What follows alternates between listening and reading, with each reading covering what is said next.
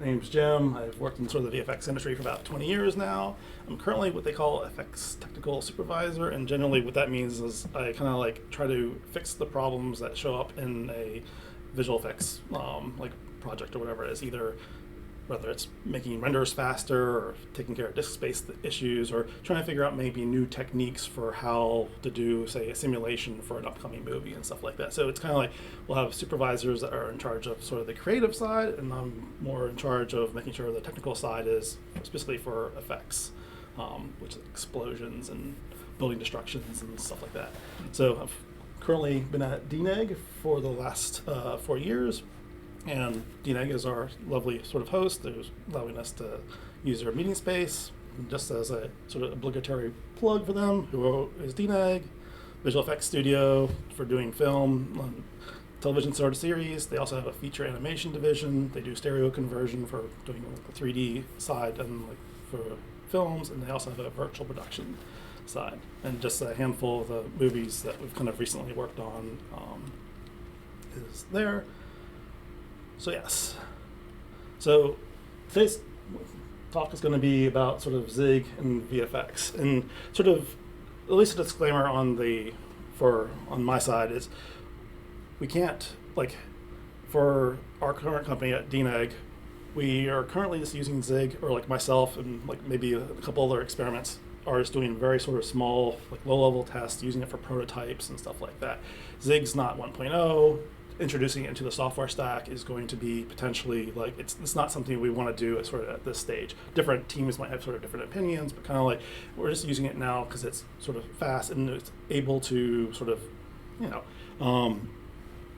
sort of as an experiment and stuff like that, where we would normally kind of use C or C++, sort of using Zig for it. So yeah, it's all the examples that you'll see today are sort of similar to the things that we've kind of done and experimented with in like that's sort of the studio, but in sort of very localized sense. But hopefully through like this talk and just over time, as Zig matures and stuff like that and gets closer to 1.0 release, that it will entice other studios, including DNEG, to embrace it and use it as part of their sort of standard toolchain and stuff like that, because it's good. So this is kind of a brief sort of introduction to like sort of programming languages at visual effects studios. So the whole visual effects industry is pretty heavily based on like C and C++, primarily C++. There are some libraries that are still sort of C, like there's a recent like sort of OpenEXR 3.0, which is uses C as its core. It wasn't C++, they moved to C just for sort of this to get rid of all the exceptions and stuff like that, just for high performance. So maybe in a future time that would have been a good candidate for something like Zig. But yeah, so the foundation, all our DCCs or our digital content creation tools like Houdini or Maya, all our libraries that we're using, sort of like Alembic or the OpenImageIO, like all that stuff is built in C++. So huge sort of foundation for extremely high performance technology and stuff like that for built on top of like C++. And on top of C++, we have Python. About 20 years ago, like the visual effects industry kind of like each sort of different like DCC or tool set, stuff like that. Some had Tickle embedded inside of it. Others ones had Java, and it was quite sort of fractured. So there's like lots and lots of languages sort of floating around. But like through like sort of like this either agreement or just through this natural sort of evolution, all the major sort of vendors and of the software, as well as like the visual effects studios, started kind of like gravitating toward Python. So we went from like this super high performance thing to like one of the slowest things. But it's still good because it, like we use like PyBind or Boost to essentially link all these sort of C++ libraries together through Python. So like Python is everywhere, and like many of the pipelines and like this is the way we interact with our databases. Sometimes we'll have like a C++ core, but almost always have like a Python layer on top of it that everything's sort of interacting with and stuff like that. So in addition to the Python side, there's another aspect that's sort of built on top of the C++ side, and that's what basically domain-specific languages. So each of the DCCs, because Python is slow, you still might want to do some high performance things, but not have to deal with like memory allocations and all that stuff with like C++. So that's where these kind of like domain sort of specific languages come up. And these are kind of like more custom tailored to the DCC themselves. For example, like Vex is a language that is a SIMD style language for like single instruction, multiple data. There's like no memory allocations and stuff like that. It's very similar to GLSL or the RenderMan shading language. And the point of that is it allows the TDs or artists or whoever to write very high performance thing for like processing data on tons of points and stuff like that, or modifying sort of primitives. But because of it, because it is like a SIMD sort of style, you have like a handful of restrictions. Like doesn't up until recently hasn't supported even like dictionary or like associative array types. There's no recursion and stuff like that. It's a very sort of limited subset of what you can do in order to make it sort of it's easy to present to like the artists and people that are sort of using it. So that's kind of like the three sort of main sort of like classes of kind of programming languages that we have sort of at Visual Effects Studios. So where does Zig? Let me talk a little bit more about the users of these things. So generally, like mid-size, large-size studios will have like a dedicated R&D team, which is dedicated coders. They're in writing code day after day, high performance, doing like just making core libraries and stuff like that, or like front-end like tools for the artists themselves.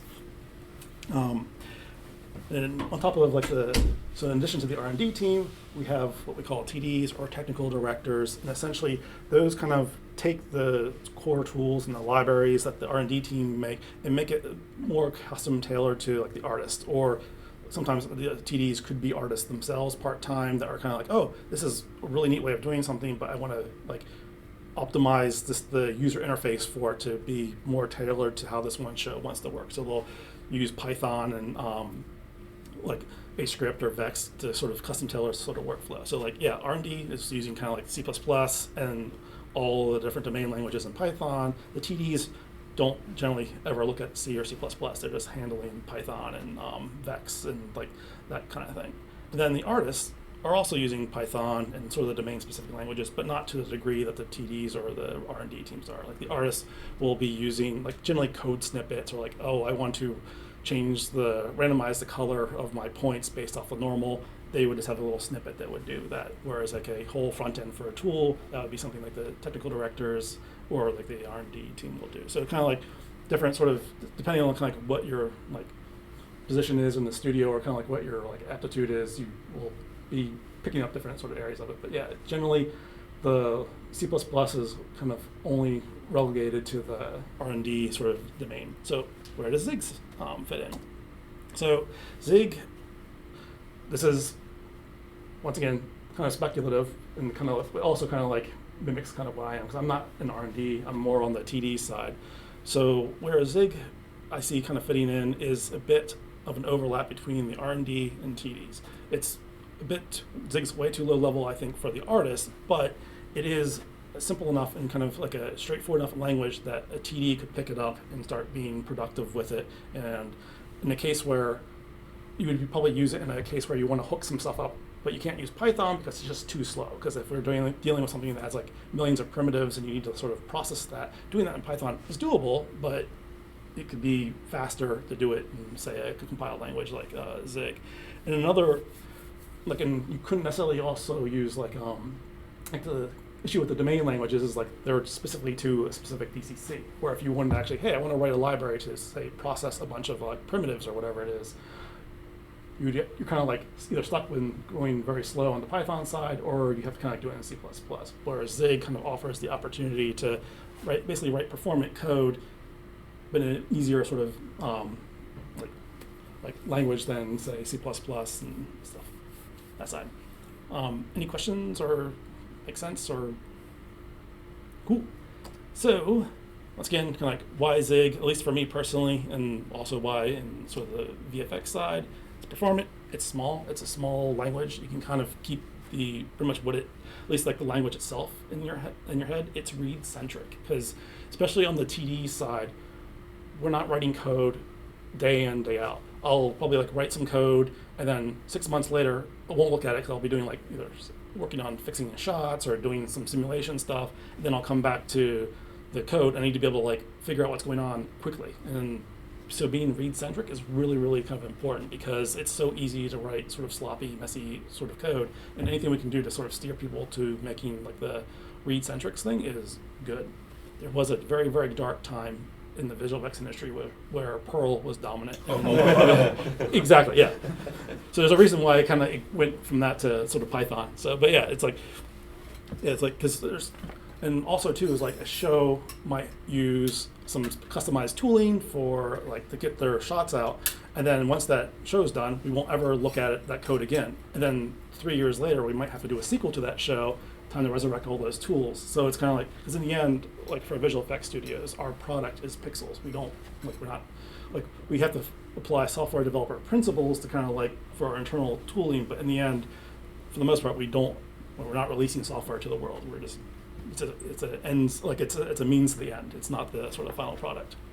So also, the Zig standard library is like, has a lot of sort of functionality into it. So like, for example, like people that are coming, say, from Python and need to write something, they're used to having dictionaries and stuff like that as a first, like, oh, I can just quickly do that. If you want to do it in C, it's more difficult. You have to find a library that does it.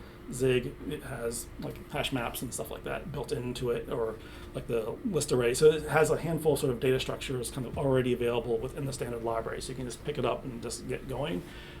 C++ has that as well, but you're kind of done dealing with the templates, and it's just it's extra sort of overhead and burden for like someone that's supposed to go in there and pick it up. And also it interops with C incredibly well. It's like I said, like a handful of our libraries that we were using are like C-based, so being able to hook together with them easily is super important. And like last, at least for me, it's friendly to non-computer engineers. I don't have a computer science background. I don't even have a computer software developer sort of background. Like it's always kind of been sort of visual effects, and I think I had like one Java class in like university like decades ago. So it's like being able to like understand what the language is doing, and even in Zig's current form where like the docs are minimal but the standard library is quite readable, so I can learn how to use it just by able to read it. So it's like I find that to be quite like friendly to, even despite being a non-computer sort of engineer. So what we're going to do is look at a couple of case studies. Once again, these were created at I created these at home as to not break sort of NDAs and stuff like that, but like the spirit of what we're going to be showing is kind of similar to what would come up inside of a visual effects studio, using visual effects studio software and all that stuff. So the first example, we're going to be talking about like a RenderMan plugin. So RenderMan is Pixar's renderer engine. Like it's commercially available. A lot of studios use it, like Industrial Light and Magic uses it, Pixar uses it. We use it for certain shows and stuff like that. So RenderMan is sort of like standalone sort of renderer. So we're going to make a plugin for it. So before we kind of start looking at any code, I'm trying to explain like what problem we're actually going to try to solve.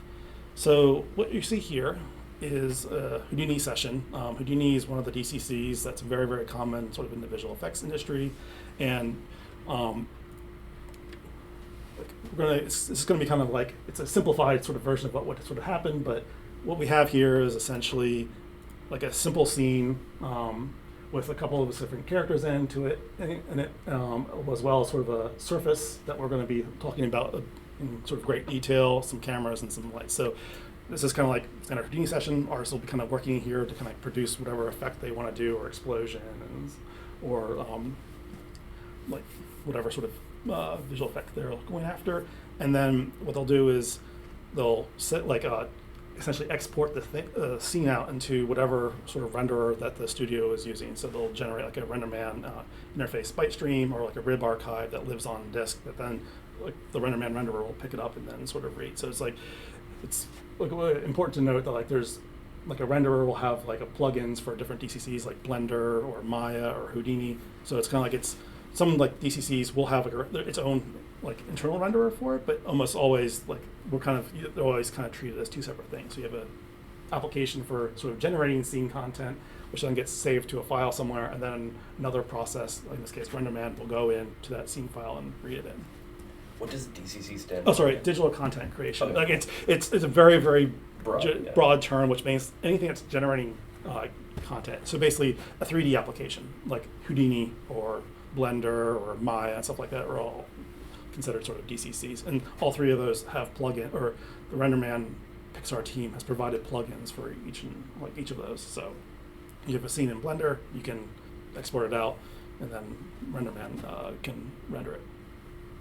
So yeah, so like in this, like my simple little example scene, we have this objects, and then but we're going to be talking about this bit right here. So say the brief for this visual effect that we're trying to do is we want to have this big like sort of area of sand. We don't want to have just like a box. We want to have sand, and by sand I mean hundreds and millions of particles and individual grains. So that way we can like potentially like have a desert scene where it's up close, where it's like say some large monster or worm-like thing is moving through said sand. So we want to be able to, yeah. So we want to say be able to generate a whole bunch of sand, like, and not just have like a box, because box is boring. Bunch of sand particles, good. So what we can do in our DCC, this isn't no zig yet. This is straight kind of like how like an artist would generally approach like something like very basic like this. Is they would generate a whole bunch of points, then they would use one of these domain-specific languages like Vex to, which you can see here. This is basically. So basically, this is like a Vex node, a little code snippet that just takes the all the points, and this essentially applies a sine wave to it, as well as this like randomly just putting it into like a grid pattern, as well, and modulating the height by the by a sine wave. So that's very sort of straightforward, bread and butter, like work that someone would be doing inside of Houdini. And then similarly, this is one that's applying a Perlin noise to these points. But as you can see, even though like in our scene, we're only kind of like dealing with 1 million points. And like if we start trying to, let it finish kind of playing out. And additionally, to having the points, we're also like specifying some other attributes, like a width attribute, some color attributes. So basically just giving some additional like sort of data to the points so they can like actually render and sort of be useful. So I think you can see it, but yeah, so tons and tons of little sort of particles, but yeah, it's only 1 million, but not going to be enough for what we need. So if we actually kind of put the scene up with the characters and kind of go close, you can see already 1 million particles, not going to be enough for it. We're going to need a lot more. So we are going to do that. So the artist would then kind of like go through this. They would not display 100 million particles because it would crush their scene. So what they'll do is generally have a display set to just, once again, sort of the box. And then once they're kind of ready for it, they will go to here and just generate a file sort of on disk with like the 100 million particles in it to it. So basically it's kind of like in the viewport, you'll have like a small number, and then when you actually go to generate the scene, you'll have a huge number sort of on disk to go render. Does that make sense to everyone? Cool.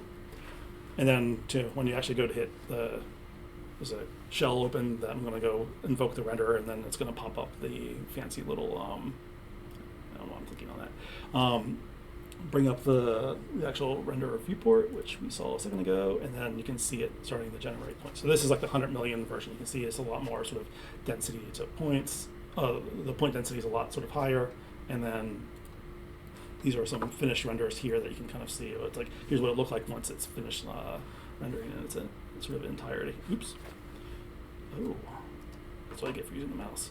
So if I play, then like from a faraway shot, yeah, I know it looks a little bit so like a box with some like noise on it, but like the point is like we can generating like a whole bunch of particles. So say for example in this shot, whatever, as the camera starts far away and gets really close, you need to be able to have all those sort of particles and stuff there.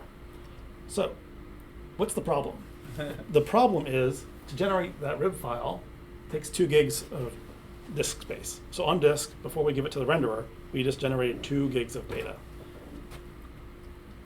And in a typical sort of like visual effects sort of studio, we kind of have what essentially is like a scene generation stage as like a process on a render farm or whatever that generates like n number of frames of data. So basically you would get that like that file, like 10 of them, like 1 for each sort of frame. And then you would have that data gets stored on an NFS server, and then you would have additional other computers then go pull that file off the disk, off the NFS server to render it. So what we're looking at is, say our shot that we're working on is 160 frames. That's 160 frames times 2 gigabytes. So now we're just to do this render this one shot. It's like 300 gigabytes of write and 300 gigabytes of read. And if we are doing 10 different shots that are all kind of like similar in length and like the same sort of details and 2 iterations a day, which is very common, we're dealing with like essentially 12 terabytes of I/O just for doing some sand in a given day. And that's just, and this is like, I'm actually kind of like underselling it. Like in visual effects, a single shot just to produce the intermediate files to render can be 30 or 40 terabytes. Like it's like, and we have dozens and dozens of large servers just to hold all this data. Like a single show needs to probably have, like if it's a large show, could have like way over a petabyte of data just to keep it live. And we're constantly deleting data and generating data. And so it's once again, like whole like teams are kind of like, they are just to sort of manage the data. So going back to what problem are we trying to solve? For this case, data storage and I/O. What can we do to improve this situation? And how can Zig help? So, RenderMan, they provide a handful of different sort of language bindings. They provide a C bindings, there's a C++ side, there's also a Python side, but we're going to be like just looking at the C side. So this is this C file, or it's like some C snippets out of their essentially the RenderMan interface header file. So just types and some the functions that their library sort of provide or supports, and like we're primarily going to be looking at the RI points v because we're going to be generating points. So the kind of the function prototype for this, the arguments are essentially the number of vertices or the number of points we want to generate, and then RenderMan like primarily sort of works in like sort of token value pairs. You have string tokens, which kind of describe what it is, what your different values are. So they could, as an example, it could be like P for point position, and then a corresponding pointer to those values, which is a type erased pointer. Like here, it's just a void pointer, but it's up to you to kind of like map between the type erased and what it actually is, be like a float 32 or sort of whatever.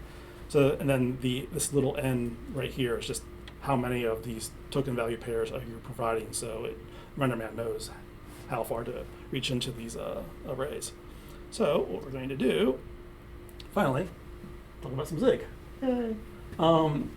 So for this example, I wrote the Zig code sort of directly instead of using one of the auto translators, just because I was trying to like keep it simple and like sort of straightforward.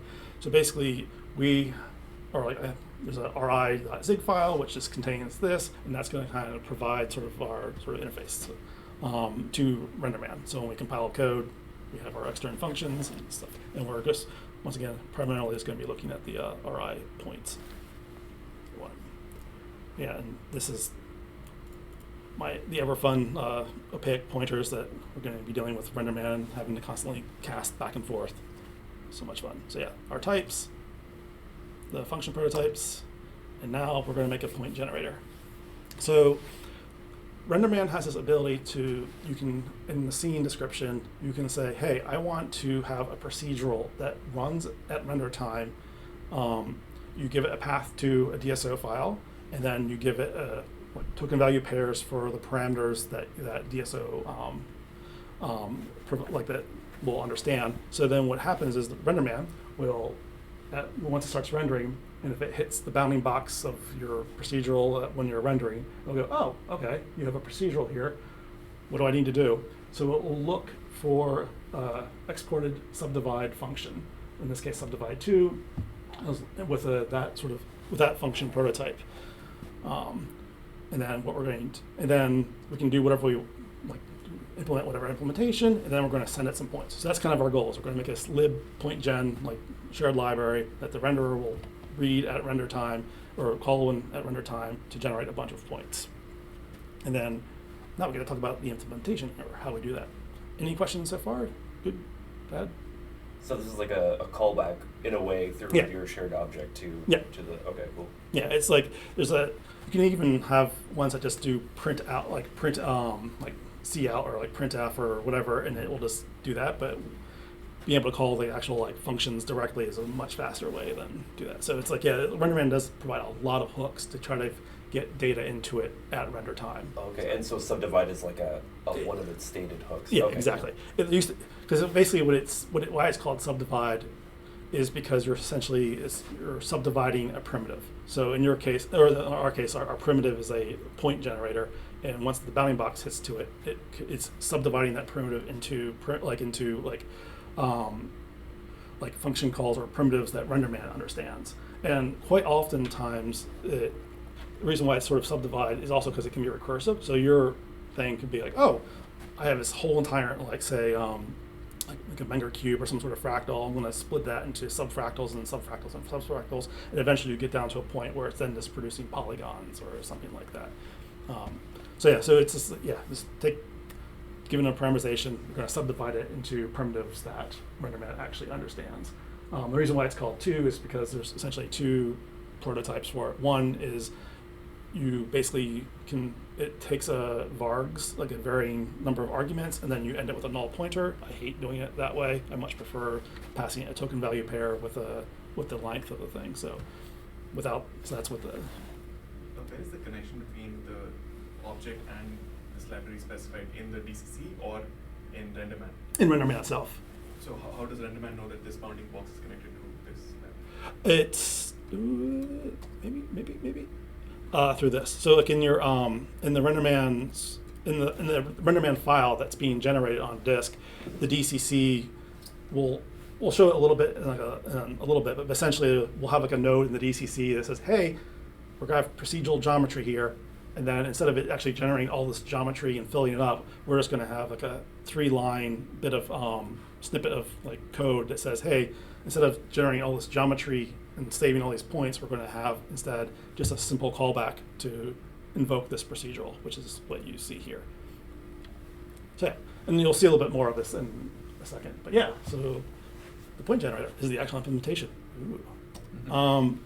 So at the top, grab a standard library, grab our little tiny minuscule RenderMan interface that we've done in Zig, and also a Perlin noise implementation that we'll see in a second.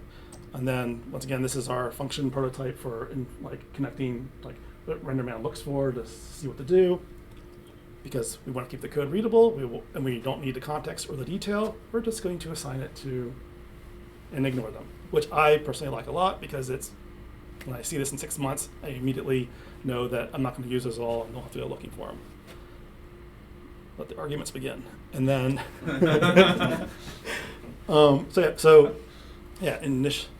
initialize random number generator. This standard, it's default to 5,000 points.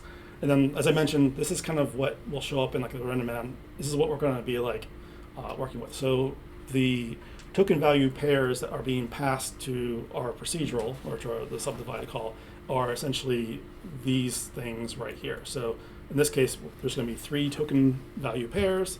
The first token is this underscore bound. That's a float 6.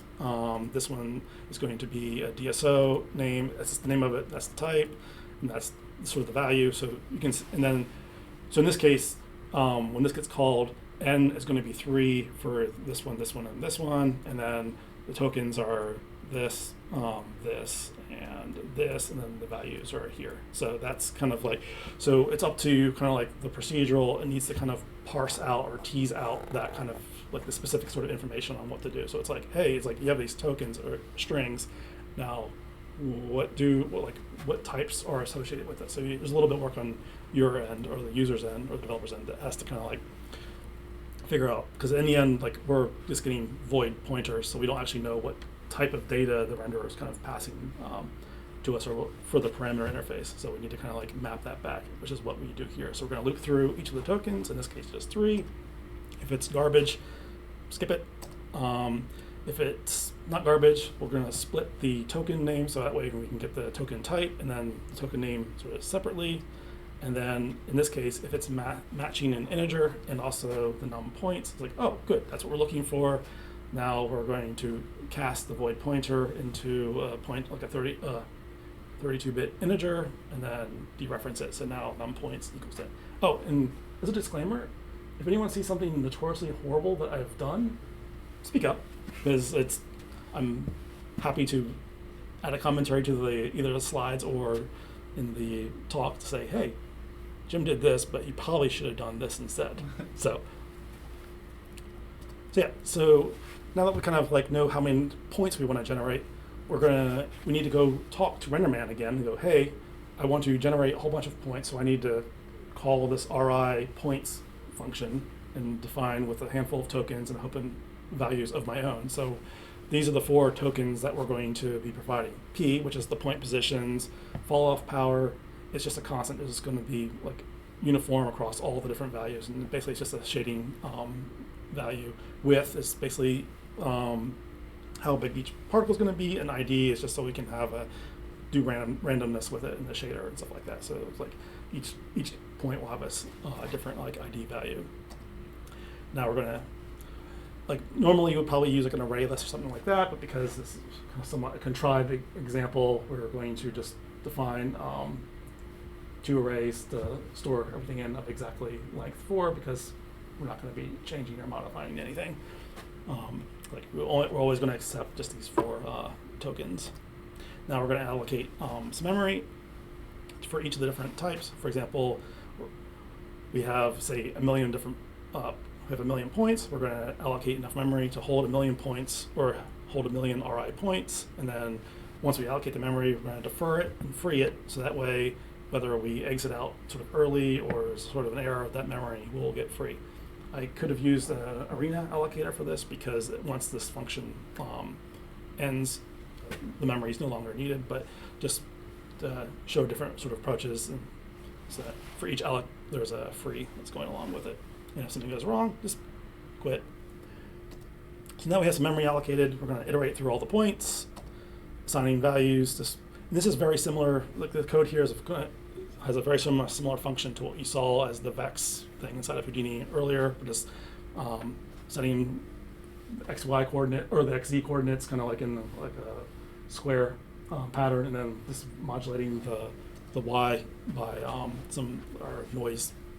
Perlin noise pattern, and then we're going to set the IDs for each point to be whatever, like current, like this, as we're iterating through this, like 0, 1, 2, 3, 4, 5, using Zig's handy being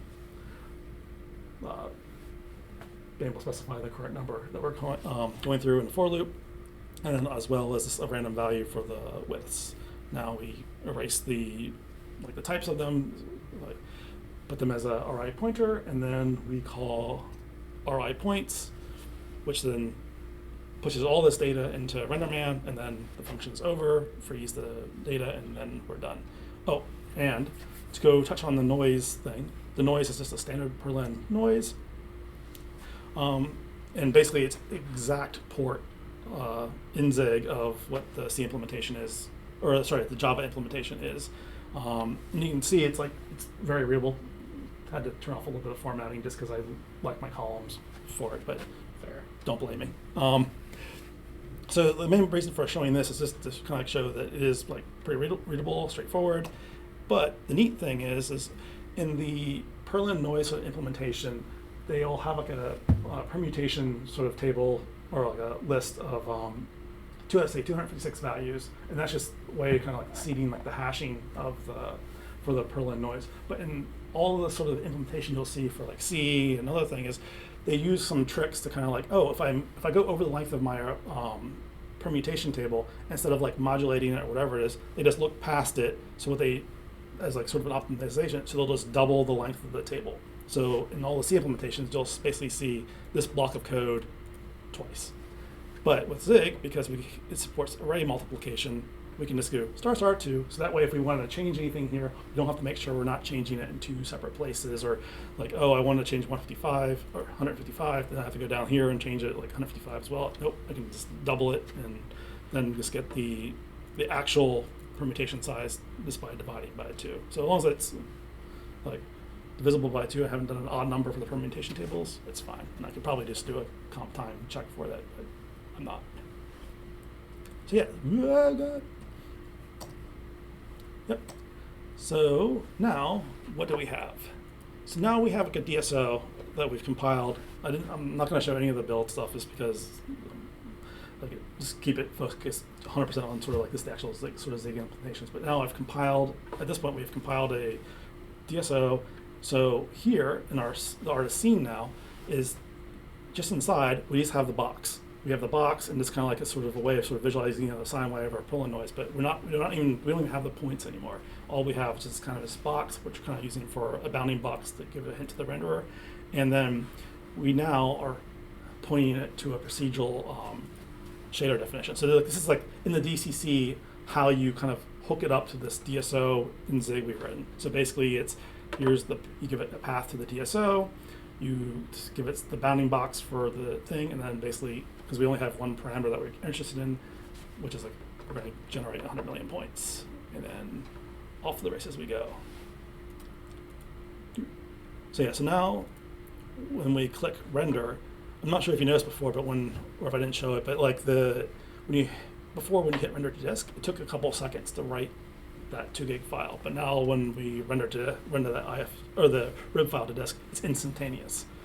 So it's like, ooh, that's a good sign.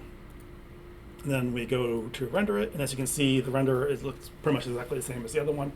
Point positions are going to be in different positions because the random number generators are different, but I'm not going to be worried about that. We just want a way of getting a whole bunch of points in there. Cool. Oops. Stop that. So yeah, so here's the difference. Here's what we were able to do. By doing that, we went from a 2 gigabit file down to an 8 meg file, which is a huge, so getting the same sort of results, like this huge, like 100 million points, but now at a much, much, much smaller disk size. So whereas before you would have had like 100 million sort of lines of like point things or point definitions in the file, now we just have 3 lines. So we were able to reduce our scene size down like dramatically. So big wins for everyone. Does that make sense to everyone? So it's like, yeah, basically doing something that was procedurally done inside of Houdini before, and resulting in a intermediate scene file, which was absolutely massive. Now we're just doing that same exact logic within the renderer itself. Oh, and you had a bunch of renderers doing them at the same time for each frame, and now they're each running their own. Yeah, each doing their own procedural. Cool. Yeah, like in the end, like what in a normal sort of setup, since it was the sand was all static and not moving over time, we probably would have saved a single cache file, and then that way you just have one file on disks. But like the point still stands, like almost like pretend like the sand was slowly like shaking over time or moving or whatever it is. So each frame would have no temporal coherence, so it'd be, each one would be different. So you do need like a separate like a different file for every single frame, and then across all your shots and stuff like that, it adds up quickly. Because sometimes like, oh, render, it's like, oh, I need another render pass or whatever it is, and I'll have to re-render it again. So it's like a lot of I/O sort of flowing around. So if there's any place where we can avoid that and just do stuff procedurally, say within the renderer, we can have big savings. And different studios kind of have different mentalities for how they kind of handle procedurals. Like some studios are incredibly procedural heavy. They'll defer as much as possible to render time. Other studios will have a approach where they'll cache a bunch of geometry or data ahead of time, and then like in as optimized format as it possibly can get, and then read it that way. So it's just different sort of like methods, and just depending on how the studio's pipeline set up. But like, yeah, there's definitely some studios that are incredibly procedural primitive centric. Mm-hmm. RAM-wise, does it change anything? I mean, definitely I/O and like it's disk space, but it's within the renderer. It's the same, with a slight little caveat, because there's a brief period with the procedural where we've generated all of these points, then passed it to the renderer, and then immediately free it. So there's, in the renderer itself, in the current versions of RenderMan, it's making a copy of it as opposed to just using it directly. Because like if it was just using it directly, then we can't free it, because then we'd be freeing like. So yeah, there's a brief moment where we're kind of like doubling the RAM, but like in like a more like sort of production-worthy version of something like this, you would probably not generate a billion points all at once. You would do kind of like, you would recursively subdivide it. So you're doing it in like, say, like 100 million or like 10 million point sort of chunks across multiple threads, then giving that to the sort of the renderer that way. So that way your RAM spike doesn't go absolutely insane just to kind of go back down again. But yeah, so there's like a slight sort of difference, but the usually the I/O is more of a killer thing on like than the RAM, stuff like that. So it's in this case it's sort of optimized for this I/O as opposed to you're paying a little bit for the RAM. That's a good question.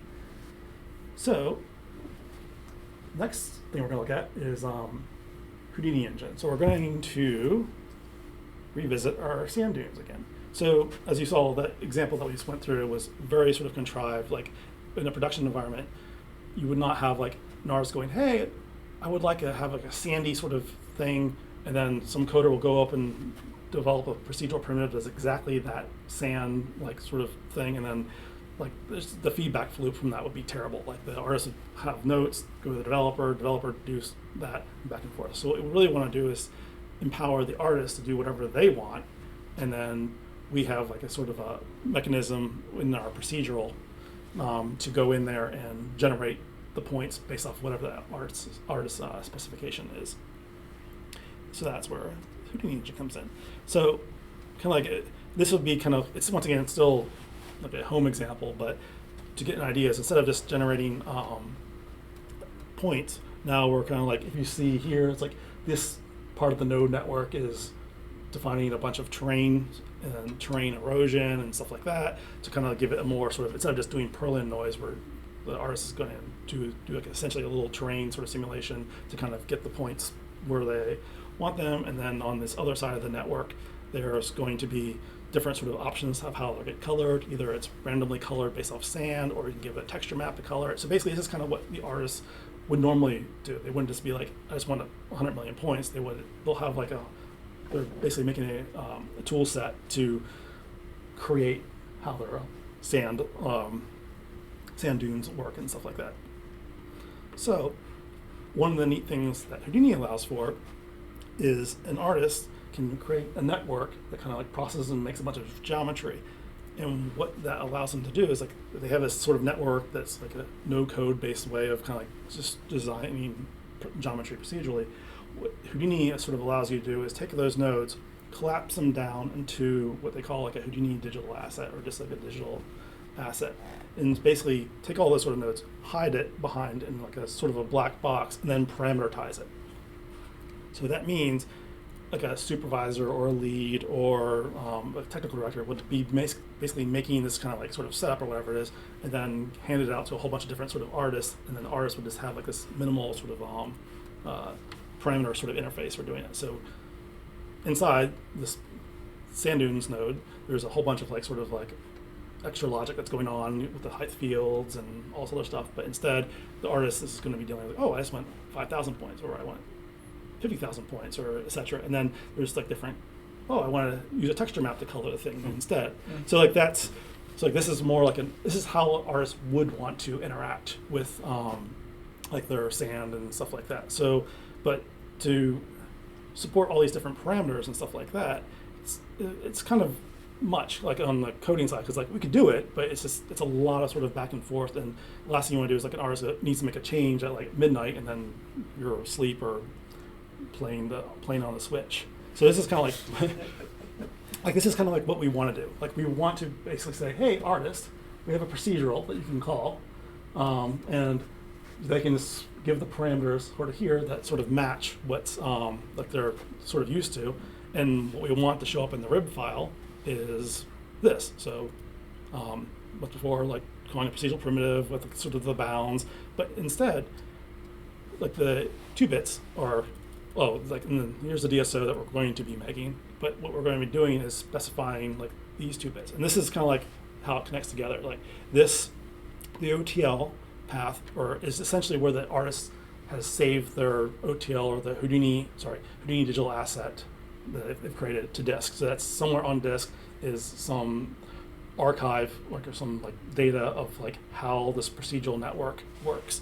And then because you can have multiple of these like assets defined in one of these files, you have to also provide like an asset name. So essentially on disk, there's a thing called sand dunes, and then .hdalc, and then there's going to be an asset within them that provides procedural sort of instructions for how to generate sand dunes that the artist sort of specified. So basically, artist had a scene, they've encapsulated it into a single node, save that node to disk, and now what we want to do is load that node up within the renderer itself with whatever sort of parameters the artist might have specified.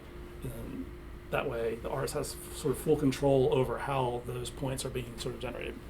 There's a bit of a leap going on here, but does everyone, like, if you have any questions about that, please ask, or does that make sense on what's happening here? Yeah, pretty much you're making like a little sand dunes package, and then you have all the tuning, knobs that you might want. Yeah, so it's and to support this, and what allows this to happen is through the Houdini engine itself. So Houdini engine, Houdini itself supports lots of different sort of like bindings. And there's like a Python library. There's like a full-on C++ library. There's a whole bunch of different ways of interacting with it. And then one of the ways to interact with it is through what they call a Houdini engine, and it's a very kind of like narrow band of sort of Houdini that allows you to essentially instantiate sort of nodes and interact with or create with these Houdini digital assets, create them, and then evaluate them, and then get geometry out of them. And what they've done is a lot of work to protect their own libraries and boost and all that kind of stuff, interfering with other stuff. So it's become quite popular in sort of game engines, like for example Unreal or Unity, for example, or even other DCCs like Maya, is to have a Houdini engine plugin in it. So basically they can access the procedural nature of these sort of node networks that artists have collapsed down, so that basically they get access to Houdini inside of other applications and stuff like that. So this is what we're going to be doing. We're going to be giving the artist the ability to define sort of these node networks and call them from RenderMan, and have essentially Houdini run a little mini session inside of RenderMan, in process, to that way, and then push that data directly into the renderer itself.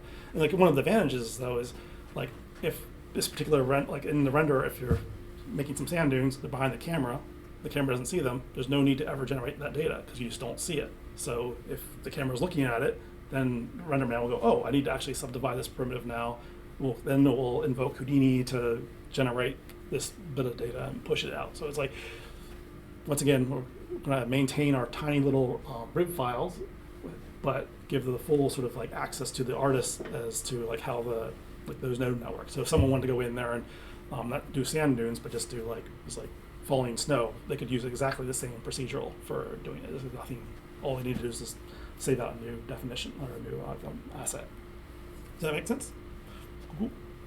And this is the C bindings. This is what they look like. We have some general Houdini engine type names, and basically it's just types and structs and enums, and then their function interface looks like this. So every single one of these functions, it's wrapped up in a macro, but every single one of these returns a result enum type, which is 0 if it was successful, or a whole bunch of integer values if there was error codes and the corresponding error codes. So every single one of these functions is always returning kind of the status of what happened with it. So if you actually want to create a session, you have to pass a session in by a pointer. It updates that struct or whatever sort of information, and you kind of get it back. So it's the arguments to the function end up being kind of your inputs and outputs, and then the function return itself is the whether that was successful and what it was doing, which is not an uncommon thing, but it's also kind of results in kind of a lot of sort of extra coding or boilerplate to kind of allow for that. So yeah, we're going to keep it kind of simple. So create an in-session process, we're going to create a node, and then we're going to cook it. So now we're going to look at Zig engine procedural. Now we're not going to go line by line to this thing because there's a lot of sort of this boilerplate that's kind of reach in and kind of check things, do things, stuff like that. So there's a lot sort of more verbosity to it, but we'll kind of touch on a couple of highlights of it. So first, as before, standard library, and also the RenderMan interface that we have, which is just going to be points and a couple of those types. But this time, instead of using hand made bindings, we're just going, or the handmade bindings in Zig, we're going to rely on Zig's sort of auto-translate. So we're just going to give it the header files for the Houdini engine header files. They call it happy. I've been refusing to say happy just on general principle, but they call it the happy API because it's the happy API. I apologize. Yeah, so the includes the happy API or the header file into sort of C namespace, and then so now we can like have access to all the functionality that the Houdini engine offers through the header in the library. So, and as before, we're implementing the subdivide function export. So that's the RenderMan's going to look for this function to call it.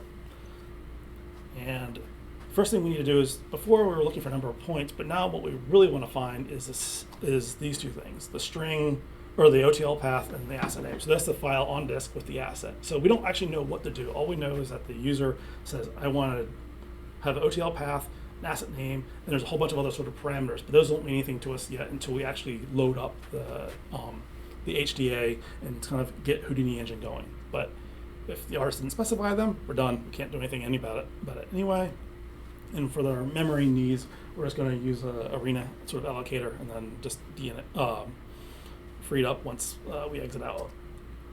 So yeah, so now we're actually kind of like, this is the start of the process, like use our session.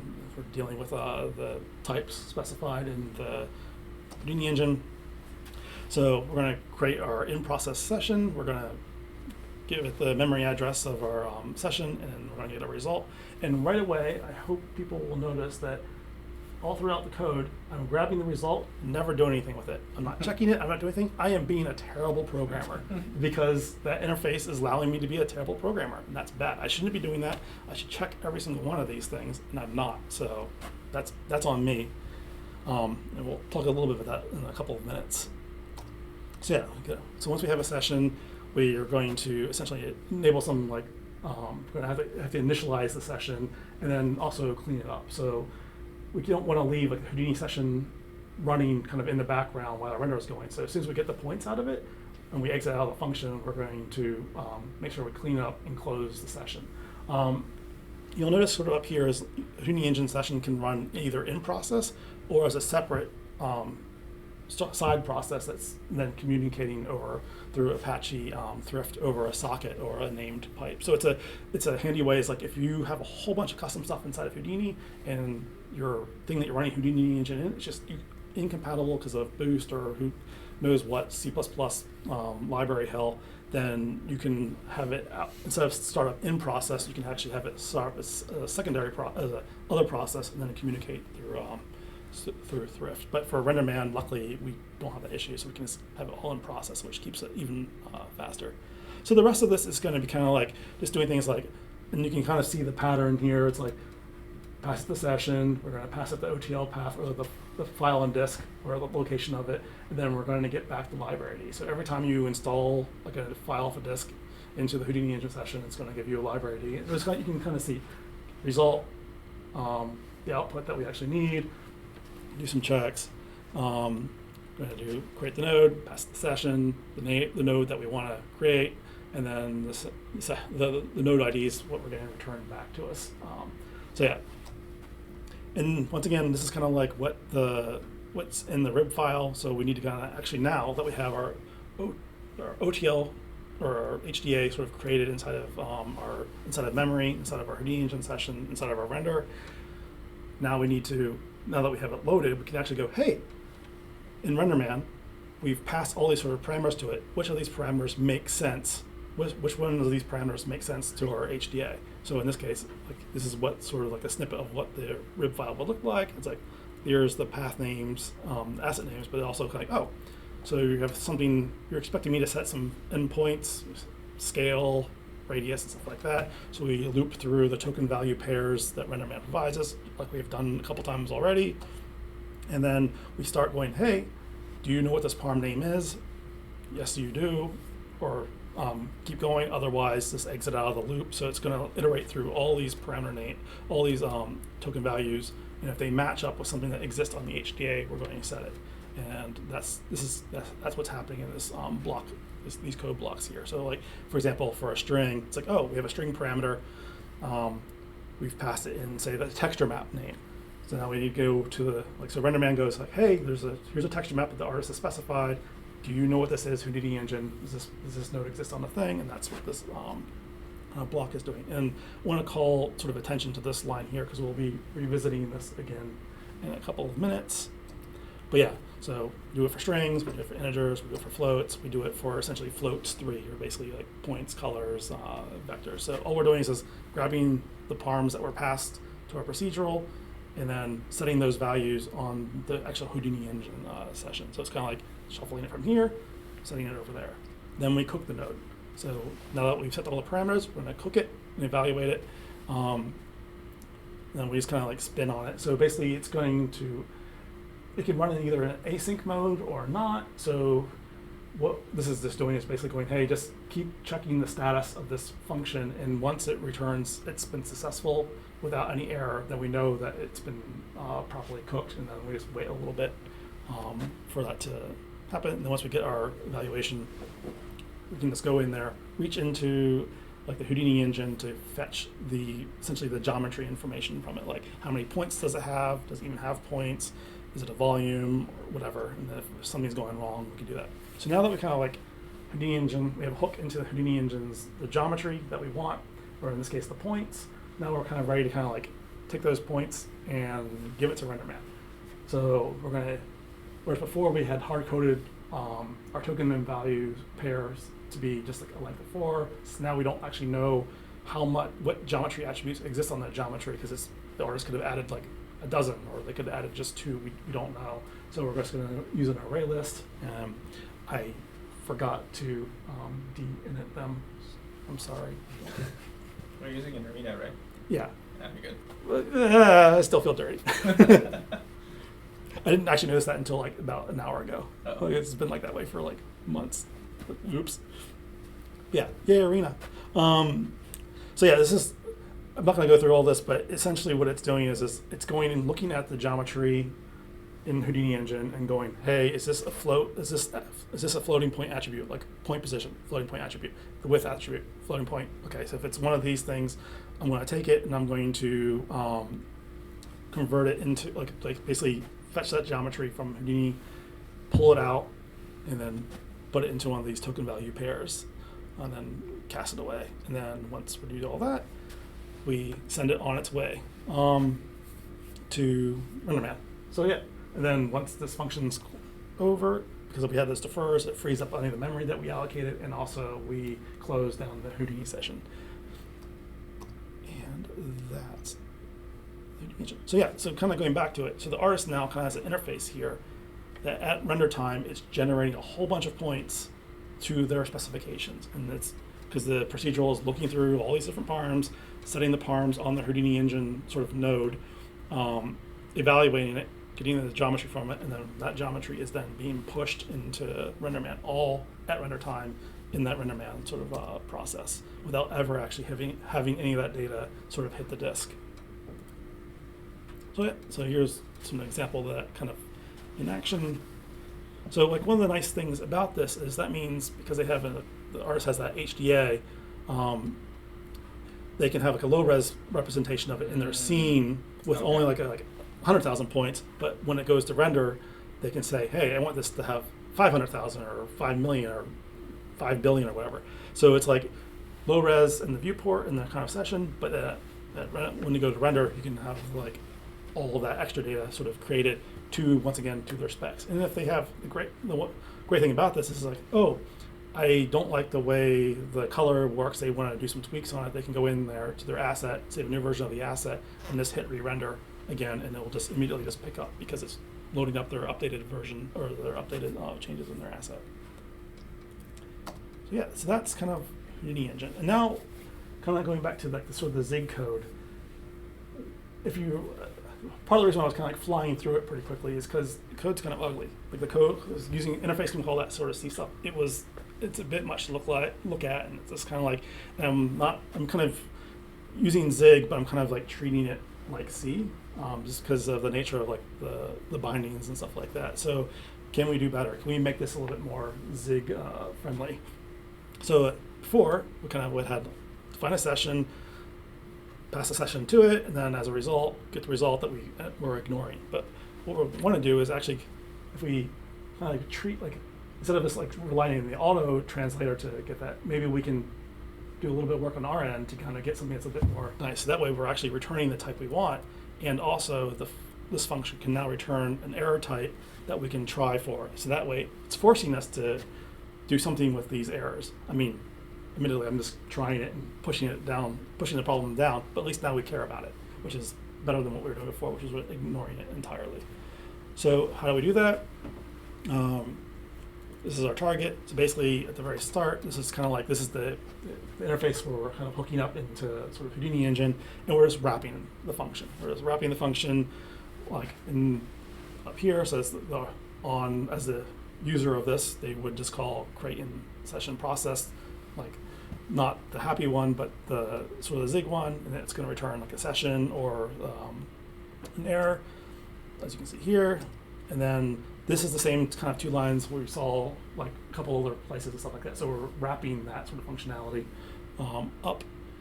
But one of the differences before, the result was being returned by the the create in process session was essentially a constant, because we're relying on the auto translator. But instead of using a constant like sort of integer, we would instead are going to define our own enum for it with a unsigned 32-bit integer sort of so it's backed by a 32-bit unsigned integer. So that way we can still interop with the C side, but we can get all the nice sort of functionalities of looking up the fields inside the enum. So now, like if I'm switching, I can switch on the result of it, and if it's a success, return the session. If it's not a success, then we can convert our enum value to a error type, so that we can raise it. And there's just a better way to do this. I'm all ears, but this is what I ended up doing. So now we're going to look at sort of what the result to error does. So the result to error just basically takes in the result type, switches on that, and then just funnels that right into a error type that's defined as part of an error set. And if somehow we got a success, then success passed through, well, the code's unreachable and it'll blow up, so I can figure out why that happened and fix it, or remind myself later to do something about it. And then this is the sort of the error set. And now this is good because we can define, so any of these like Houdini engine functions that we're calling, we now have like a well-defined sort of error set that we can test against. And like basically we've made our job as programmers a little bit easier. We had to do a lot of work kind of set this up, but we made the actual sort of usage of this a lot better. And like whether this is all worth it or not, it depends. Like if you're just kind of like, oh, I just want to do something quick and dirty, hook into C, do it, done, fine, great. But if you're going to be running tons and tons of code, say with Houdini engine, it might be beneficial to go in there and redo, like convert over, like wrap the API so it's more Zig friendly. So yeah, so now, as we see, now we're returning the session or one of the error types. So another aspect, remember this mess before. So the reason why this is messy and this super long and gross is because the way kind of Houdini engine or like the API for it works is like because they were using like an enum back type, but in C you're allowed to have different fields having the same value, which isn't allowed in Zig, which is good.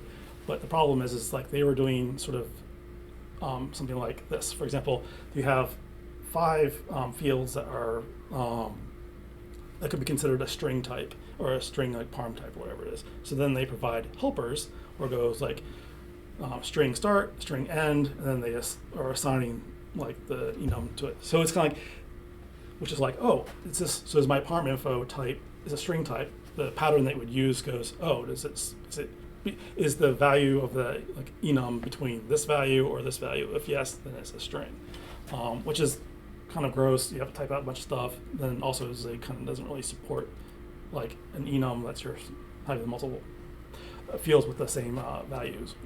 So what can we do? We write our own, like once again enum with a unsigned 32-bit integer backend, and then here we have the string types that this can be considered. And you also notice that we're actually getting another one, because what happened is at some point in the Houdini the Houdini engine sort of API, they've added a new one, but because it didn't fit, they couldn't break pre-existing code, they had to add it at the end, but it didn't fit nicely between their string start and string end, so they've actually kind of introduced a little bit of a bug for it. Oh. So we can do better. Oh God. Wow, so this fixes a bug in Houdini, basically. Yeah. Amazing. So yeah, so now, since you can have methods as part of their enums, along with like unions and structs, stuff like that, I can now, instead of relying on that sort of horribleness, I can just have an isString function that just passes the enum, and then if it's any of the things that we consider a string, which are all the ones that Houdini engine considers, as well as the path file dir, which was being ignored before, we can return it as being true, otherwise it's false.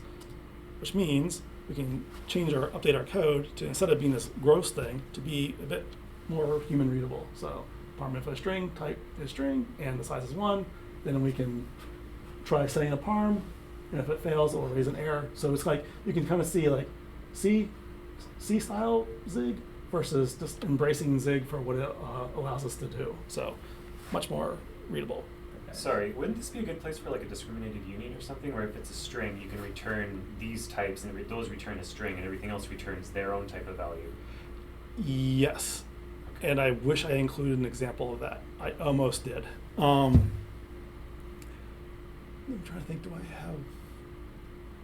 Yeah, I wish I included, but there is a bit where it's kind of like depending on, because you actually have to pass it in like sort of an enum type. Mm-hmm. And what I do on my wrapped version of it is I basically go, depending on what the type was passed in, then I was like, it goes into a union that's been backed by, it's a tag union with the enum type, and depending on what thing was passed in, it returns a union of that back out. I almost included an example of that, but I didn't because I was worried I was getting a bit too long in the tooth. But yes, it's 100% something you can do, and I ended up doing that in a couple of places and with the cook. And actually, you might see a snippet of that in a second.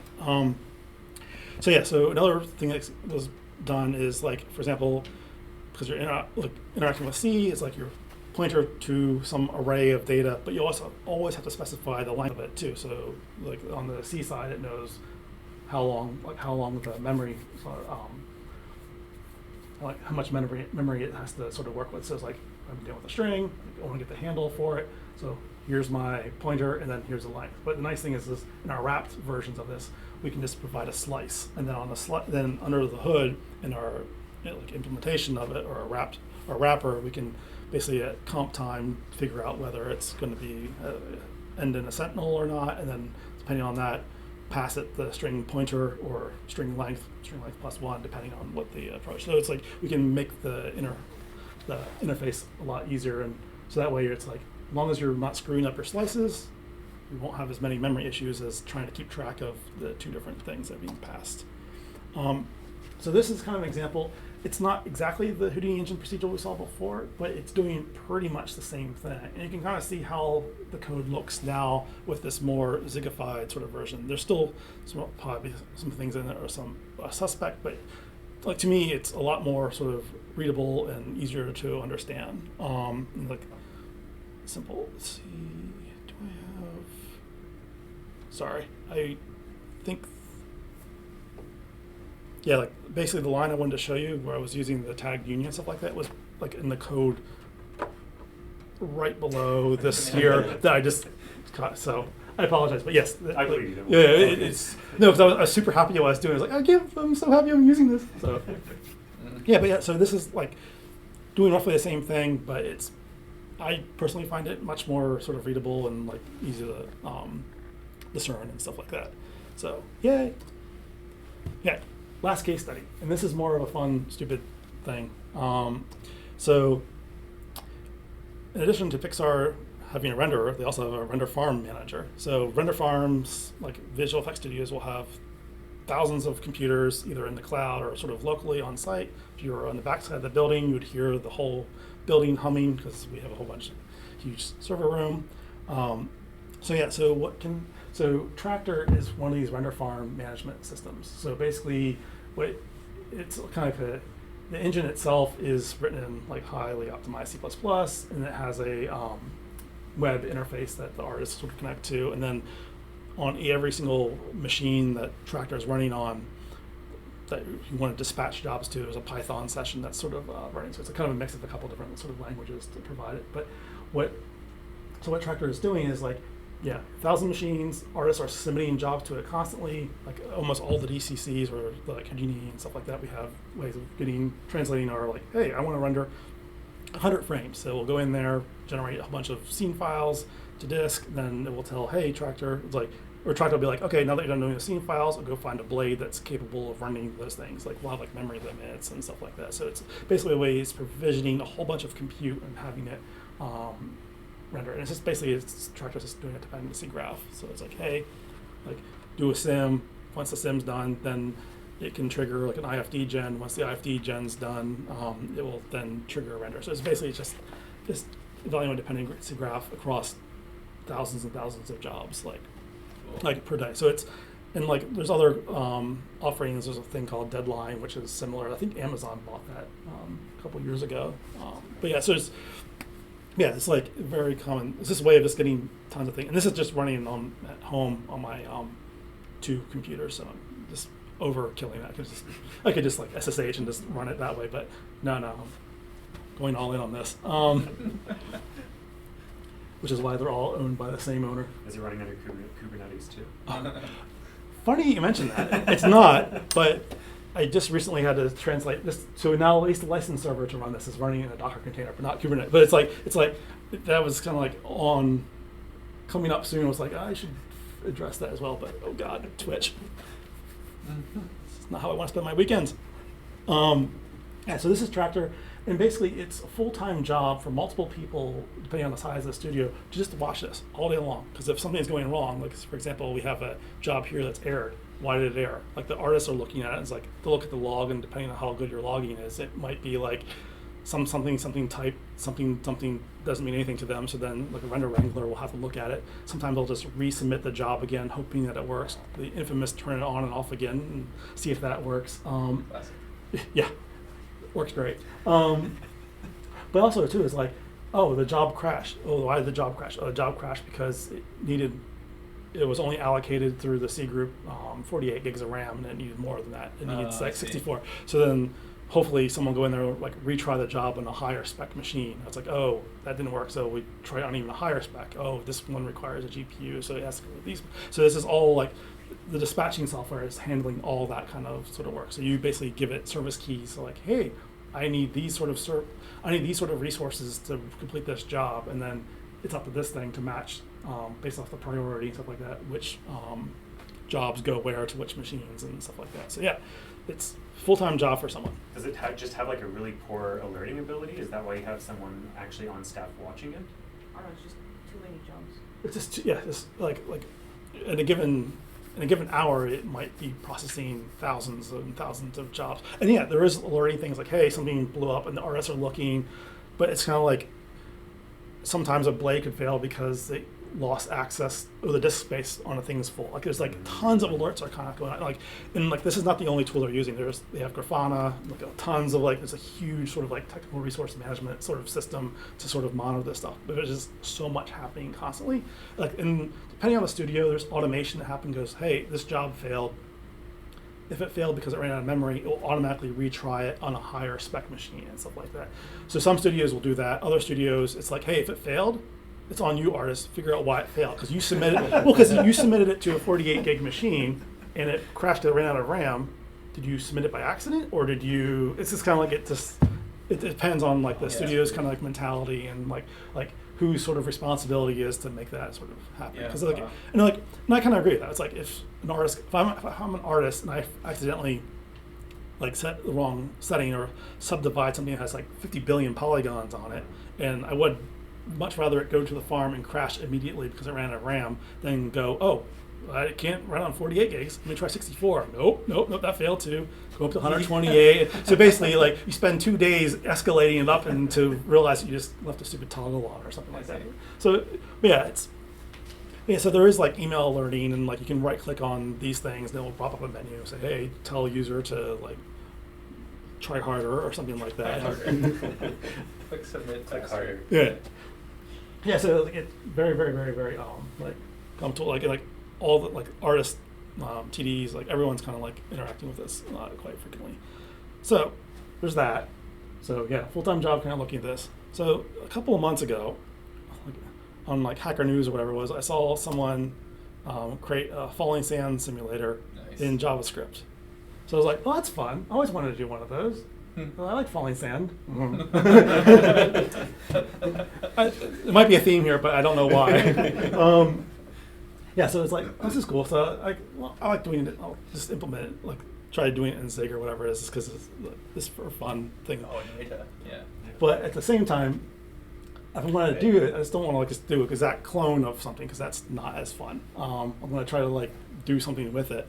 So I made it a sand farmer. So it's a falling sand game, but instead of you painting sand, all these little sand bits that are falling are events that are happening within the render farm, the tractor engine itself. Oh, wow.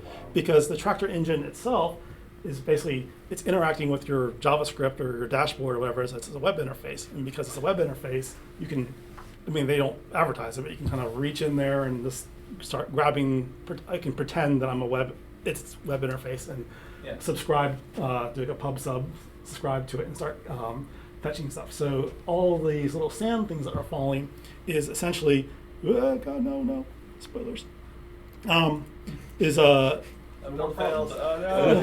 well, no, it's because it fills up, whatever it is. But of course, because it's a sand falling thing, you can also draw in it too and stuff like that. But yeah, like so, the blue ones mean a job is completed. A green one means a job is started. Red ones means it just crashed. And then the yellow ones. And then the yellow ones are like they got paused or whatever. You gotta have this on like a monitor, just like around the office or something. I mean, Zig build status. so once again, this is all examples of stuff I've done at home, but it's entirely possible that this might actually be on my desktop at work. Okay, I see. But it was developed at home. Because Zig's easy to compile and it's portable, I can just, Anyway, don't heard that. But it is like, it's stupid, but it's also a lot of fun. And the thing is like if you have multiple tractor servers running, you can just connect to them and then like a separate thread connect to each of them, just fetching information constantly. So which might correspond to a world map that's sitting. Oops! If I do that again, I'm gonna shoot myself. Yeah. So like you can even like, in addition to drawing things, you can just draw separators and just do. So yeah, sand falling game, but actually useful because you can kind of keep track of what's happening on the farm. And not only that, you can because it's just happening all in sort of OpenGL, the points by default are just colored by status, but you can flip between different modes to see where like the coloring is by either department or by the owner or by the job ID. So you can quickly kind of see or like your own jobs that are owned by you. So you can quickly see like, oh, what's going on the farm or whatever. It's like in this case, something bad just happened. So, but the really neat thing about it is it's so stupid, but it's nice because you could be working or doing something in like another screen, and you kind of go over to another desktop, and it has this running, and you go, oh crap, there's a whole bunch of red stuff. I should go check to see what's going on the farm or whatever it is. So yeah, this is like, stupid little toy thing, but it's surprisingly kind of like fun to kind of like just screw around with or whatever it is. I think you just invented the sand graph. Oh, so that's another thing too. Like I've been tempted to kind of like, at some point I would like to kind of like try. I haven't done any like web GPU stuff or anything like that, but like try like port like just experiment and like port it to that, or so that way it can like run on like a web page or whatever. But I've also considered like just doing different things to have so you can see the accumulation over a much larger period of time. For example, that because it's like I even kind of call it like sediment. Like so, sediment can build up, and you'll get like these like a bunch of stuff got stalled out here or so. 1 year ago. Yeah, 1 year. Yeah. That'd be kind of fun. It's like, hey, what happened? What was going on? You can see this. Someone blew up the render farm 6 months ago. There's a stack of red. Yeah. So how's this done? Well, first step, we need to connect to the internet or connect to the web page, and we shamelessly rip this right off the Zig's website of the curl example, because once again, you need to interact with the tractor engine, which is web-based. So, yeah, shamelessly stolen. So part of the problem already solved. Yay! Now we want to interact with the tractor side. So once again, we're using the curl side. So we send a request, and we parse the response. Luckily, the response they are working with is JSON, and so we're using the Zig's the standard library to parse the JSON sort of response, and basically returns what they call like little message boxes, and then depending on the union, whatever it's active or blocked or done or errored, and there's a couple other little, like each message that it's sending as things happen, there's a couple bits of data, but those are the main, like the status is the main sort of updates. There's also a progress one, so for how long the job's been completed, just so if you want to do that. I'm not using it, but I could do it, as well as kind of like which user it is. So take all that information, and it's polling like on every sort of second and stuff like that, and then it's sort of depending on when the job was, like when the event happened, I kind of like not smear it, but kind of like, oh, this happened like half a second ago, so that it gets generated or drops like half a second. Or so this kind of go. It's not like 100% streaming, so it's like a second sort of in second blocks. But then depending on how long ago into that second ago, it sort of offsets it, so that way you can kind of get that bit. And it's funny because you can't see it in here because this is just I'm simulating what this would do at home using just like a little Flask server or whatever it is. But if this was actual like being used for real, depending on where the tractor engine that its querying information is, you would actually see latency kind of show up in here. You would see gaps. So if it's connecting to a server that's say in Mumbai or whatever it is, it's still constantly like checking it. But because of that sort of delay, you can sort of see the gaps. So it has this other nice side effect of just by watching it, you can sort of see as these gaps get really, really wide, it means that there's a latency problem between the different like studio sites and stuff like that. It's like, oh God, we haven't been able to connect to Montreal in like minutes. Panic and stuff like that. So it's like, once again, toys help. I could use this for like performance benchmarking, where you see like a bunch of sand coming down at once at a certain color. You know this function's being called way too often. Ooh. Nice. Good one, yeah. Yep. So curl, tractor, parse, and then I'm not super big. I don't have a lot of experience on the OpenGL side, because when you have like tens of thousands of dollars of DCC equipment, you don't spend a lot of time, or like application, you don't spend a lot of time actually writing OpenGL stuff, just because that's what you're paying for. But so in this case, I'm just using RayLib just to do it, because it's really, really handy just to kind of get up and started, just to push some stuff to sort of OpenGL. And once again, RayLib is in C, so we can just do a C import to get it, then just run it in the window and push shader updates. Like basically, if the user has shifted the display mode, we just tell the shader like, hey, we've switched to different mode, so just render it. Because the actual, what we're passing for every single frame, we're passing it a new texture map that's sort of like really encoded. Like every single bit is used for like different bits, like what user it is, what the status is, what job ID is, and all that kind of stuff. It's all get a bunch of bit masked around, gets shoved into a GLSL shader, and then from there it gets kind of decoded and then to something that actually sort of makes sense. So we pass the values, and then it's just us updating, pushing the texture into through RayLib into the OpenGL context. But yeah, I was like, not once again, like most of my sort of experience is like this, trying to like make tools as opposed, or like make tools that like the end goal is like the tool itself. So if RayLib can get me there super quick, I'm going to use it. But once I outgrow it, I'll happily move on to the next thing. So yeah, that's it for at least the case studies and at least from the slides. And so thanks. More big thanks for Matt for organizing the meetup, the Zig development team, which and everyone else that's also sort of working on Zig, all the community at large, and also the obligatory DNAG we're hiring. You won't be doing any Zig, but there's like plenty of Python and C++. So if you're interested in VFX, you have the option to do that. Questions, comments? Yeah. incredible. That was, absolutely fascinating. Thank you. And sorry if this is just a generic Zing question, but you know in your shared object code from the beginning, how did you mark your functions as external? Yeah, there's an export. There's a export keyword that says I want these exported. So when I compile it, those are then become available. So yeah.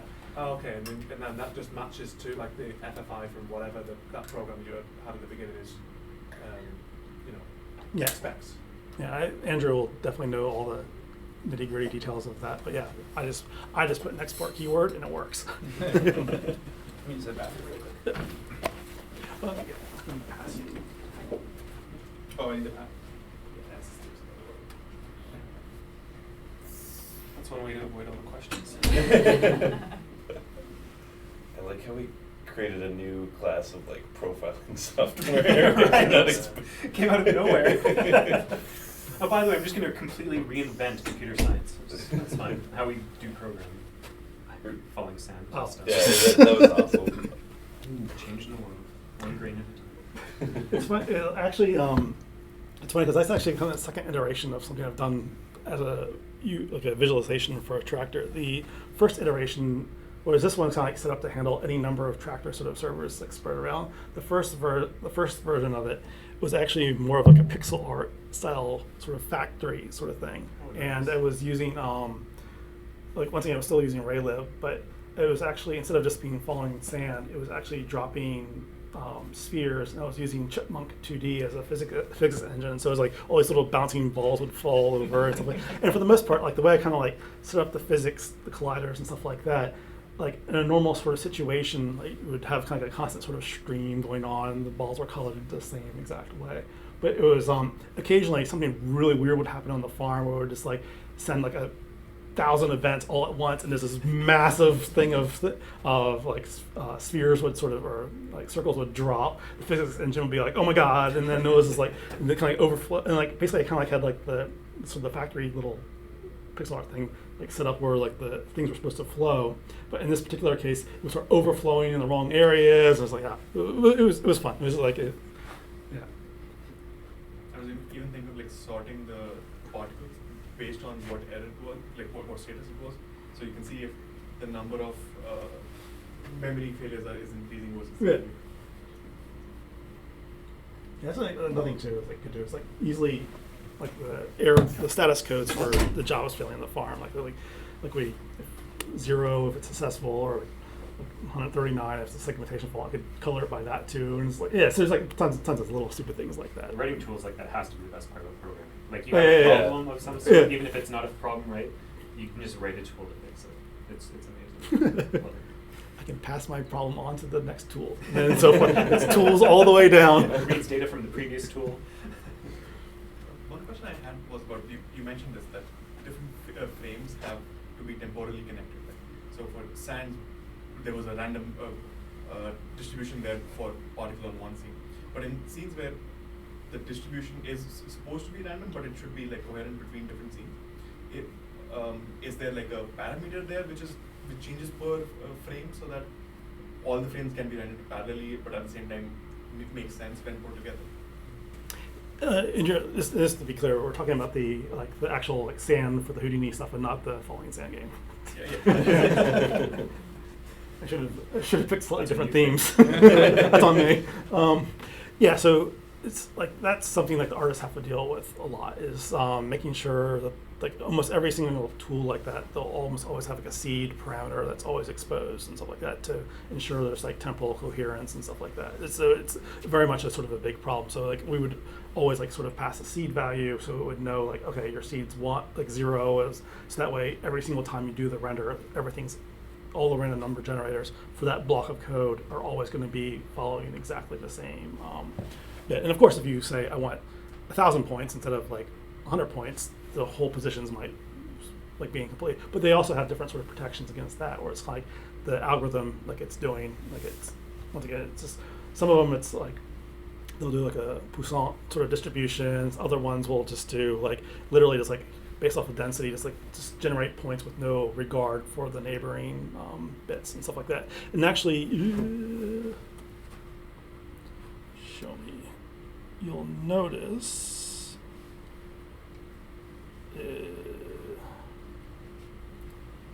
somewhere. Let's see here. Oh wait. So this actual radius right here isn't the actual radius of the particle. It's a search radius to find out if a particle got created too close to a neighboring particle to push it away. So that way you get kind of a more sort of uniform like sort of space without paying for a three-dimensional like Poisson distribution, which would be incredibly slow. It's like they're reasonable for like 2D, but like once you kind of get into sort of a huge sort of volume or whatever it is, just doing that search is like super expensive. So kind of the standard approach, they scatter a bunch of points and then it loops like maybe like 10 times, finds the closest neighboring points, and then starts like shoving them away based off of search radius, and that's kind of what that does. So it's like if I had turned off the relax option there or set that to 0, it would generate the points a lot faster than if I had it set up. So yeah. Do you guys ever consider using diffs? Like you said at first you were storing each and every frame. Do you ever consider storing diffs with like a snapshot every 30 seconds or so? Because I'm assuming, let's say we have billions grains of sand. Those aren't moving, right? A lot of those aren't moving at the same time. Like I said, like the example is a bit contrived where it's kind of like, in reality, like a sand scene like that, unless your characters are like running through it or doing something with it, which would probably be a simulation, would probably just be a static thing, and you would just have a single sort of cache. But there is, say, like doing diffs, say on a character, for example, a character animation, the character might be running, you have point positions, you have point normals, you have UV coordinates, you have a bunch of other sort of data on there.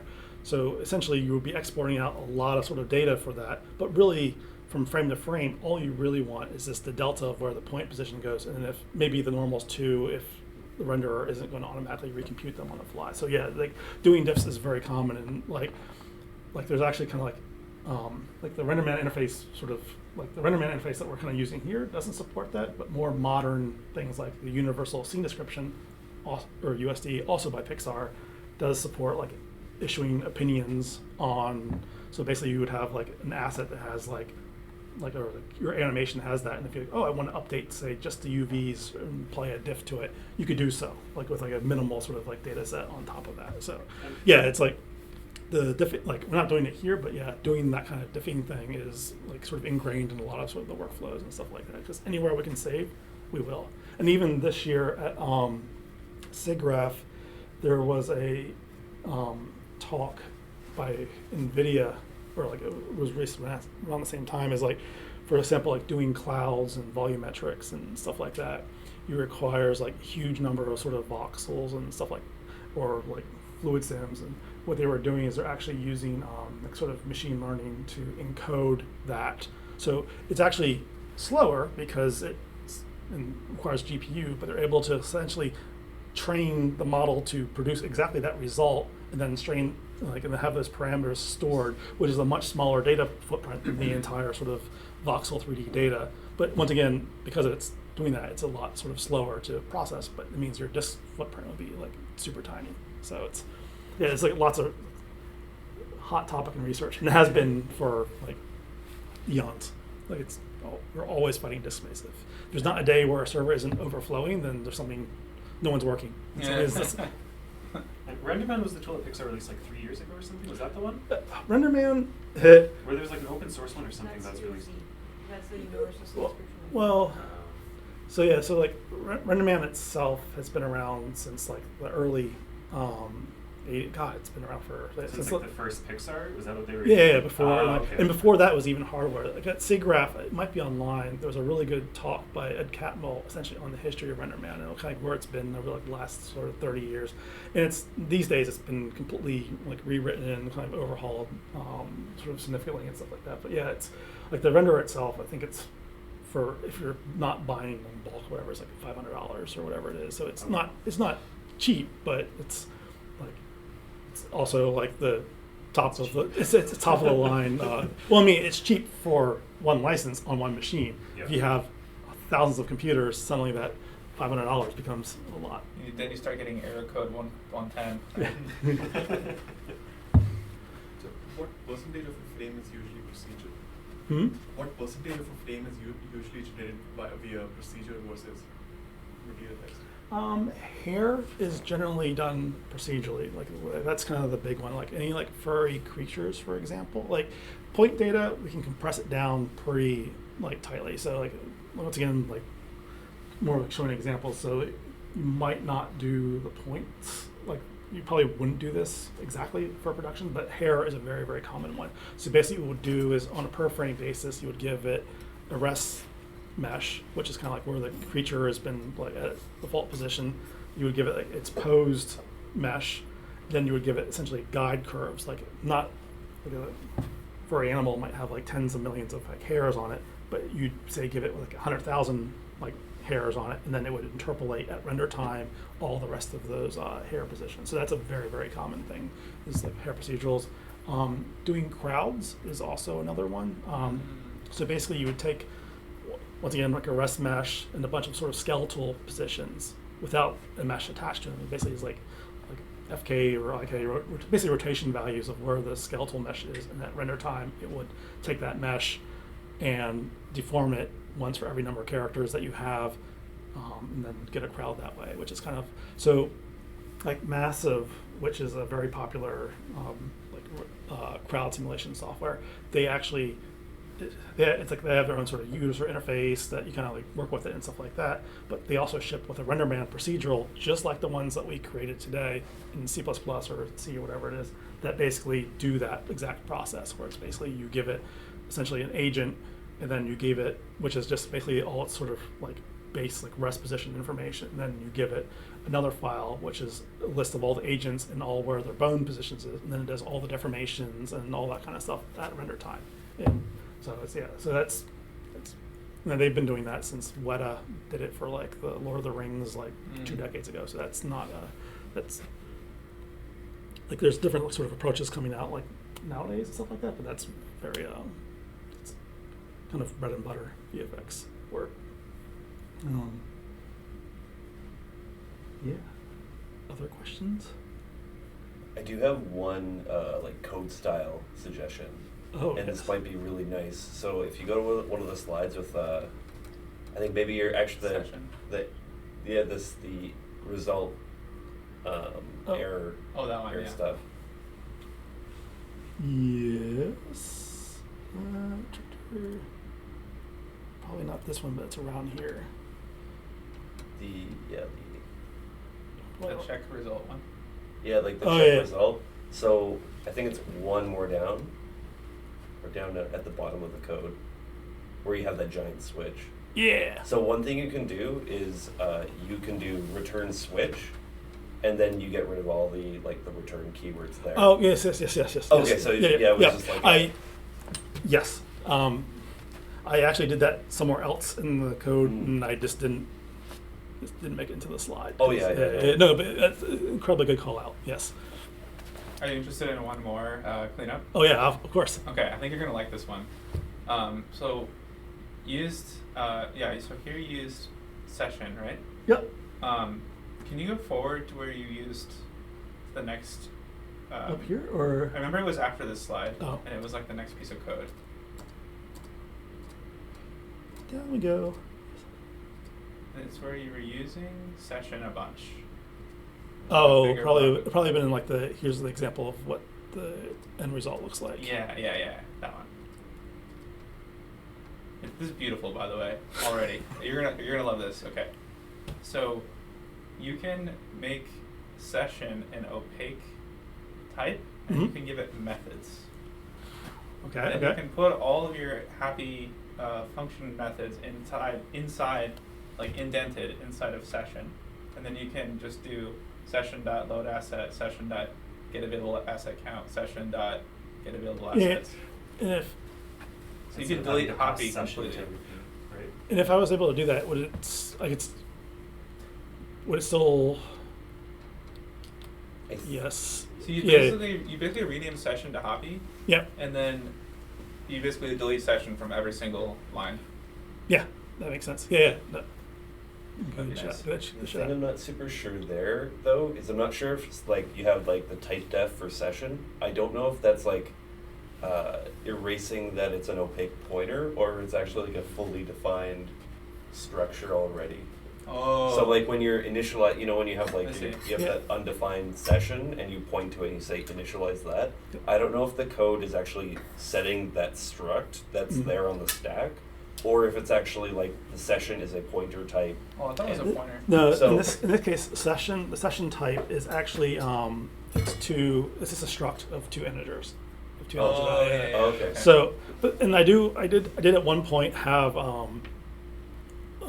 like session, and then like it wasn't session. It was basically in some of the other types I had session as a member variable, so that way like it's similar there's similar idea. But then I was running into the problem where it's like I couldn't use it as a direct type anymore. So into Gotcha. C because it's a different type now, like the structure. Mhm. So I was kind of wondering, and part of this is the reason why I haven't. At some points, I would like to sort of open source like the Zig-ified Houdini engine ones, and the reason why I haven't yet is because I'm still trying to like. And part of the reason for like writing stuff like this is I'm trying to like feel out what's a good sort of Yeah. approach and stuff like that. Because I would very much because it's like you don't see it too much here, but in other parts of the code, it'll be like you create a session, then you will create a node ID. And then from that node ID, you have to pass the session and node ID to get anything I from see. that node. And then from that node ID that you've passed, you have to pass the session, the node ID, and the geom part. Right. And then so it kind of ends up sort of stacking. So you might have 6 or 7 arguments on a function that you could have technically, if you were keeping track of them on the types, whatever is, just do like essentially self dot blah, and then you could have called into it. So it's like, and I would like to do that, but that also means I can't just use the types directly. So I was sort of trying to experiment with Nice. comp time to try to like do some of that like okay, here's my Zig type, here's the C type, and then kind of like so we have to have 2 different types. We have to map the data types from one to the other. So in that case, I was looking at sort of doing some comp time, where it's basically for each of the different fields in the C type, grab that value and copy it over. But then it's kind of like, so for every single time I'm dealing with a type, now I'm kind of like having to copy it. Yeah. So it's kind of like I wasn't sure if like, It's the balance between too much and not enough abstraction. exactly. Makes sense. Yeah, so it's like, and that's what I mean by just trying to feel it out. It's kind of like, I'm writing a lot of code. I have to think way too hard about this just to try to make it a little bit easier. So it's like, so yeah, that's super, super good question. Well, that was extremely compelling. I really enjoyed that. Yeah, it's not often we get to dive into VFX stuff. Right? Yeah. So.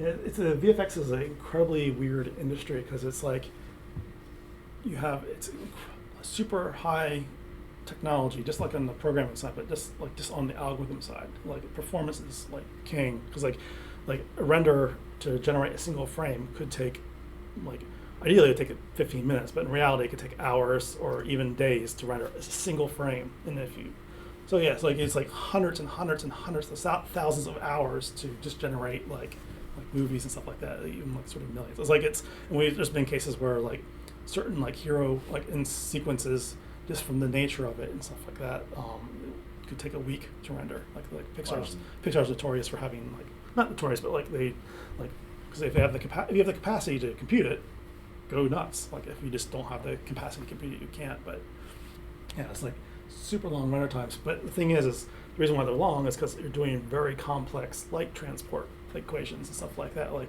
how does when light ray hits your skin, it bounces underneath the surface of the skin and hits different layers of your thing. All that has to be kind of like the code for that has to be kind of figured out and inside the shader side or whatever. And then like how do we do like lookups, like this acceleration structures for doing that, and that's just for doing like say. And then you have the hair on the arm, so it's like tremendous amount of like research and stuff like that just to handle that one little aspect. So you have like all this technology side, but then you have the artist side, which is like, I'm just gonna paint some stuff like that. And it's like trying to make those two work together is why we have like so many technical directors. It's also why in film credits, when you get to the visual effects side, you see this massive wall of people, because it takes a massive, like tons and tons of people to generate like that sort of images. You have people that are just responsible for like just setting up how a character will move. You'll have people that are responsible for making the character move. You'll have other people for post-processing the character to make sure that